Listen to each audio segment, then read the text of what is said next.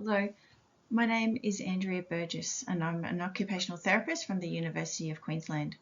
On behalf of our authorship team, I'd like to talk to you today about active upper limb therapies for children with cerebral palsy, with particular respect to the outcomes of hand function, individual goal achievement, and self-care. The aim of this systematic review was to determine the efficacy of all non-surgical, active, functional upper limb therapies for children with unilateral and bilateral cerebral palsy, with a focus on upper limb performance, achievement of individualized goals, and self-care skills. We searched for studies which evaluated the efficacy of upper limb therapies for children with cerebral palsy aged 0 to 18 years. Articles were excluded if the interventions were not specific to the upper limb or involved the child in a passive role. We used RCTs or quasi-RCTs for children with bilateral cerebral palsy, and outcome measures assessed upper limb performance, goal achievement, and self-care. Due to the large number of interventions to compare, we decided to use network meta-analysis to compare interventions. Network meta-analysis is a technique for comparing 3 or more interventions simultaneously by combining direct and indirect evidence across a network of randomized controlled trials. This is because if 2 interventions have both been compared with a common comparator in 2 different sets of trials, then the relative efficacy can be calculated. So in the example shown here, the relative efficacy between constraint therapy and bimanual therapy can be estimated indirectly via control. Basically, the network meta-analysis performs a meta-analysis for control versus bimanual therapy and control versus constraint therapy, and then subtracts the 2 estimates to get the indirect treatment effect. 5 databases were searched. We ended up with 100 studies in the qualitative synthesis and 47 studies in the quantitative analysis. Methodological quality of included studies was rated independently by at least 2 reviewers using Cochrane risk of bias. And to perform the network meta-analysis, interventions had to be grouped into categories. For example, all the variants of constraint therapy were considered under the category of modified constraint-induced movement therapy. Another example, hand-arm bimanual therapy or habit was allocated to bimanual therapy. So this slide shows here the intervention categories with the number of trials and the participants in each group. Separate network meta-analysis were performed for each of the 3 outcomes: the assisting hand assessment for upper limb performance, the Canadian Occupational Performance Measure performance domain for looking at individualized goal achievement, and self-care data from a variety of outcome measures. Results for the AHA data. On the network map, the node or circle size indicates the number of studies reporting each intervention, so a larger circle indicates more studies. Width of lines is proportional to the number of trials comparing every pair of interventions, with the number of trials written beside the line. The colour of the lines indicates the most prevalent bias level for each direct comparison. So green indicates low risk, yellow indicates some concerns, and red indicates high risk of bias. There were 24 studies reporting AHA data. Risk of bias was classified as high for 5 studies. There were 15 trials with matched dosage, and there were 8 interventions and 1 control group in the network comparison. The plot on the right-hand side shows the treatment effect estimates for each intervention compared to control. The measure of effect is shown in AHA units. So, for example, compared to control, the average effect for bimanual therapy and action observation was about 5 AHA units. The average effect for modified constraint and goal-directed therapy was about 4 AHA units. Here we see the results from the COPM data. There were 20 studies which used the COPM available for quantitative analysis.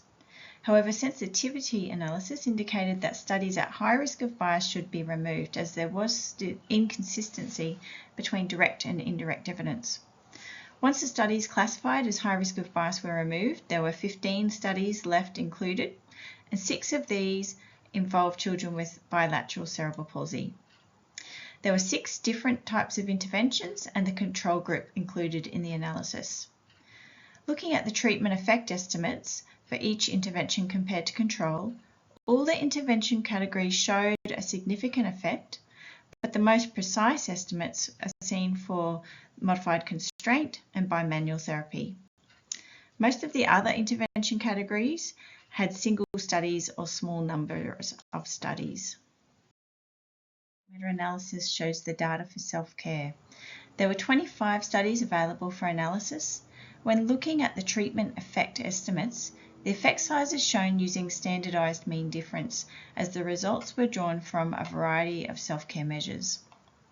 Of the 8 intervention categories, 3 demonstrated significant effects, with constraint and bimanual therapy having the most precise treatment effects. There was a small to large effect for children who received the combination of constraint plus goal-directed therapy. Constraint therapy followed by bimanual therapy comprised the largest number of studies, and both approaches consistently demonstrated statistically significant effectiveness across all 3 outcomes. For bimanual hand performance in children with unilateral cerebral palsy, modified constraint, bimanual therapy, action observation, goal-directed therapy were effective interventions compared to control, which concurs and builds upon previous systematic review findings. Uniquely, we were able to show no clear hierarchy in efficacy between these interventions, meaning that any of these therapy approaches would be useful depending on the child, family, and clinical preference. Mirror, co-op, and interventions that combine different upper limb approaches often yielded large effect sizes. However, the results should be viewed with caution as they were determined from single studies with small sample sizes and high risk of bias. Some limitations and challenges. Dosage studies could not be included in the network meta-analysis. Studies varied in descriptive detail of the interventions, and we used our best judgment to assign interventions to a category. However, grouping similar interventions together may dilute or blur the effects of an intervention. And while valid outcomes were specified a priori, there were so many outcome measures it was impractical to use them all. And so the 3 most common and meaningful outcome measures were used. Evidence, we see that no more studies are required to compare constraint therapy and bimanual therapy with each other or with control groups for children above 3 years of age with unilateral CP. Rather, we recommend further research examines upper limb therapies for children with bilateral CP, for children under 3 years of age, and for children classified manual ability classification system levels 4 and 5.